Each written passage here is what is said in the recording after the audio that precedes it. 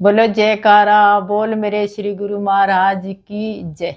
जब परमपिता परमात्मा ने सृष्टि की रचना की तो उन्होंने हर चीज के दो पहलू बनाए, जैसे दिन रात, सुख दुख, माया और भक्ति और जन्म मरण। ऐसे ही भगवान ने अपने भी दो रूप बनाए, निराकार और साकार।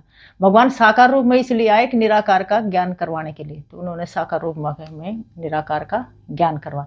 ऐसे भगवान ने अवतार भी दो प्रकार के बनाए, निमित्त अवतार और नित्य अवतार।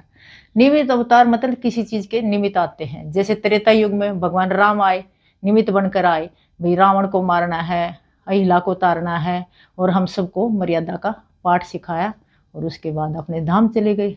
उसके बाद फिर भगवान द्वापर युग में आए, निमित्त बनकर कृष्ण भगवान के रूप में। उन्होंने, कृष्ण भगवान ने कंस को मारा, कुब्जा को तारा, और महाभारत में जैसे हम सब ने देखा है कि भाई भगवान ने अपने भक्तों के लिए अपने ही बनाए हुए नियम तोड़े। तो ये मतलब थे सब निमित्त अवतार। और नित्य अवतार होते संत महापुरुष, जो हमें भक्ति का पाठ पढ़ाते हैं, आत्मा को परमात्मा के साथ जोड़ने के लिए। वो मतलब नित्य अवतार हर युग में अवतार लेकर आते हैं। जैसे संत कबीर साहब आए, गुरु नानक देव महाराज जी आए, संत विवेकानंद जी आए, अब कलयुग में जैसे श्री परमहंस महाराज आ रहे हैं, ये सब नित्य अवतार हैं।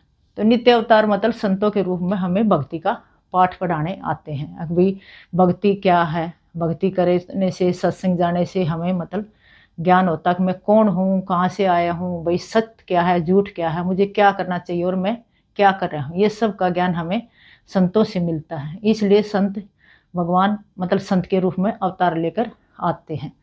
तो उन्होंने श्लोक भी बताया है कि भी आग लगी आकाश में, झट पड़े अंगार, अगर ना होते संत जग में तो जल मरता संसार।